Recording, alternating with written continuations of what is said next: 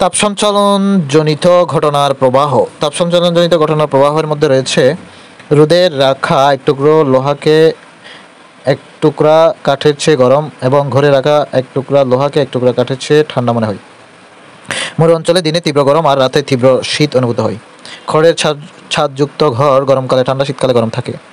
কম্বলে ঢেকে রাখলে মানুষের দেহ শীতল দিনে গরম থাকে, অথচ এক টুকরা বরফ কম্বলে ঢেকে রাখলে গরমের দিনে ঠান্ডা থাকে। কাছের ঘর বা সবুজ বাড়ি সব সময় গরম থাকে।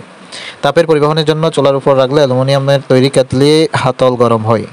রান্না করা হাঁড়ি পাতিল সাধারণত অ্যালুমিনিয়ামের তৈরি হয়। এর প্রধান কারণ এতে দ্রুত তাপ সঞ্চালিত হয়ে খাদ্যদ্রব্য তাড়াতাড়ি সেদ্ধ হয়। শীতকালে সুতার কাপড়ের চেয়ে পশমের কাপড় পরলে বেশি গরম অনুভূত হয়, কারণ পশম তাপের কুপরিবাহী। পশমের মধ্যে আঁশ আলগাভাবে থাকে, তাই পশমের ফাঁকে ফাঁকে অনেক বেশি পরিমাণ বাতাস আটকে থাকতে পারে। আবার বাতাসও তাপের কুপরিবাহী, তাই পশমের পোশাক পরলে পশম ও এর মধ্যে দিয়ে আটকে থাকা বায়ু আমাদের শরীরে তাপ বেরিয়ে যেতে বাধা দেয়, এজন্য শরীর গরম থাকে। সুতোর কাপড়ের আঁশগুলো আলগাভাবে থাকে না, তাই সুতার ফাঁকে বায়ু আটকে থাকতে পারে না, ফলে শরীরের গরম তাপ সহজেই বেরিয়ে যেতে পারে। এজন্য শীতকালে সুতোর কাপড় পরলে ঠান্ডা অনুভূত হয়।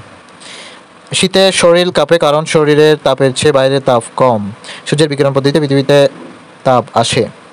আগুনের পাশে রাখা কোনো বস্তু থেকে একই দূরত্বের ঠিক উপরে বেশি গরম লাগে, কারণ আগুনের পাশে কোনো স্থানে তাপ শুধু বিকিরণ পদ্ধতিতে সঞ্চালিত হয়, কিন্তু একই দূরত্বে উপরে কোনো স্থানে তাপ বিকিরণ পদ্ধতি ছাড়াও পরিচলন পদ্ধতিতেও সঞ্চালিত হয়। কাজেই একই দূরত্বে পাশের কোনো স্থান থেকে উপরের কোনো স্থানে দুই পদ্ধতিতে তাপ সঞ্চালিত হওয়ায় বেশি তাপ সঞ্চালিত হয়, ফলে পাশের কোনো স্থান থেকে একই দূরত্বের ঠিক উপরে বেশি গরম লাগে।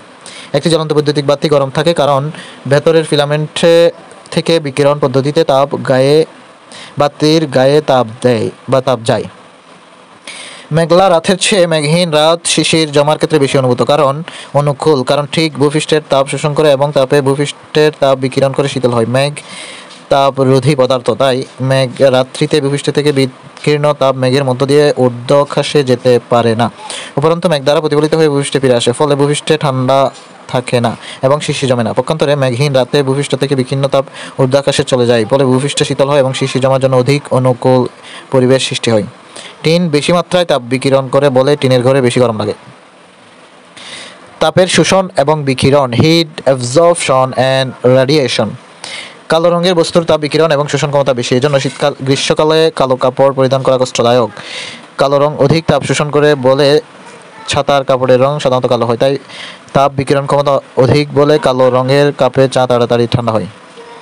সাদা রঙের বস্তুর তাপ বিকিরণ ও শোষণ ক্ষমতা সবচেয়ে কম, এজন্য শীতকালে সাদা কাপড় পরিধান করা আরামদায়ক। তাপের বিকিরণ থেকে বাঁচার জন্য শহরের রাস্তায় ট্রাফিক পুলিশ সাধারণত সাদা ছাতা ও জামা ব্যবহার করে।